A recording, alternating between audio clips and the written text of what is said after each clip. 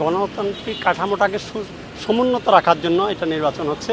তবুও তো গণতন্ত্র টিকিয়ে রাখতে হলে নির্বাচনের কোনো বিকল্প নেই। আজ বিরোধী দল একটা প্রার্থী দেওয়ার কারণেই নির্বাচন হচ্ছে। গণতান্ত্রিকভাবে যে ভোটে নির্বাচিত হয় সেই রাষ্ট্রপতি আমাদের যেটাকে বলে আর কি নামকা অবস্থায় আমরা বলি, তবু এটি অত্যন্ত প্রয়োজন। বাংলাদেশের গণতান্ত্রিক অগ্রযাত্রা শুরু হয়েছিল হলো 1991-এর পর থেকে। আমরা যতটুকু জানি এর আগে স্বৈরশাসক দিয়ে দেশ পরিচালিত হতো। তো 1991-এর পরে আর বাংলাদেশে আমরা দেখেছি যে রাষ্ট্রপতি নির্বাচন এইভাবে হয়নি, যেটা বর্তমানে হতে চলেছে আর কি। এটা একটা পজিটিভ দিক। রাষ্ট্র পরিচালিত হবে গণতান্ত্রিক পদ্ধতিতে। গণতন্ত্রের জন্য মানুষ জীবন দিয়েছে। গণতন্ত্রই যদি না থাকে তাহলে দেশের মানুষের অন্তত কথা তো সাবলীলভাবে বলতে হবে, যে যেখানে ইচ্ছা ওইভাবে কথা বললেও তো গণতন্ত্র টিকে না, আমি যেটা মনে করি। তো তবুও তো গণতন্ত্র টিকিয়ে রাখতে হলে নির্বাচনের কোনো বিকল্প নেই। আজ বিরোধী দল একটা প্রার্থী দেওয়ার কারণেই নির্বাচন হচ্ছে। এই নির্বাচনের তার কোনো প্রয়োজন ছিল না। যদি বিএনপি গভর্নমেন্ট এককভাবে যদি ফর্ম করতো, একটা রাষ্ট্রপতি ফর্ম করতো, তাহলে তার এই নির্বাচনের প্রয়োজন ছিল না। তো বিরোধী দল আছে বলেই আর নির্বাচন হচ্ছে। এটা অত্যন্ত একটা ভালো দিক দেশের জন্য। গণতান্ত্রিক চর্চা থাকবে এবং দেশ ব্যালেন্স করে চলবে। এককভাবে এই দেশে আর যেভাবে ইচ্ছা ওইভাবে কাজ করতে পারবে না।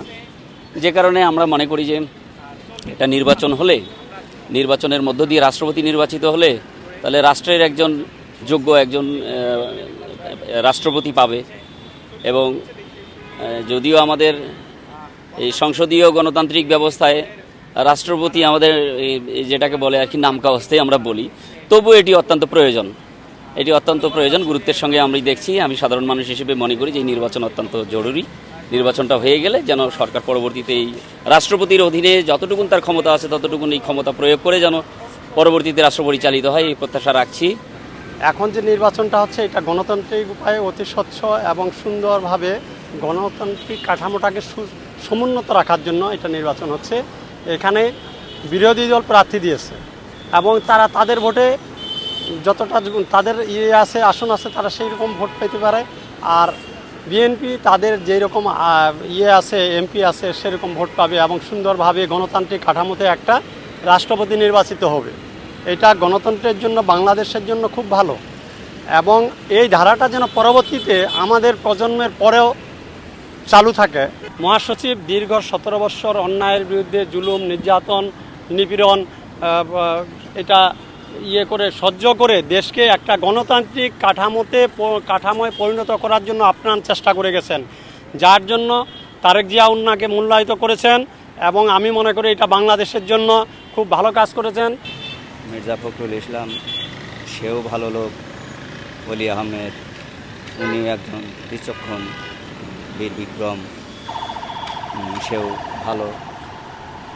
গণতান্ত্রিকভাবে যে ভোটে নির্বাচিত হয় সেই রাষ্ট্রপতি নির্বাচিত হবে এবং আমি আশা করব যে বাংলাদেশটা বিশ্বের মানচিত্রে অনেক উচ্চতায় নিয়ে যাবে ওনাদের দ্বারা। সে যেই রাষ্ট্রপতি হয়ে আসুক তার শুভকামনা করি। রাষ্ট্রপতি মহোদয় নির্বাচিত হওয়ার পর আমরা আশা করব উনি দেশে যে বেকারত্ব দিন দিন বেড়ে চলেছে, এই বেকারত্বদেরকে কিভাবে কর্মমুখী করা যায়, কর্ম দেওয়া যায়, সেই দিকটা লক্ষ্য রাখবেন অবশ্যই। পাশাপাশি দেশের আইন শৃঙ্খলা পরিস্থিতিটা যেন স্বাভাবিক এবং সুন্দর থাকে, এ ব্যাপারেও উনি সরকারকে দিক নির্দেশনা দেবেন।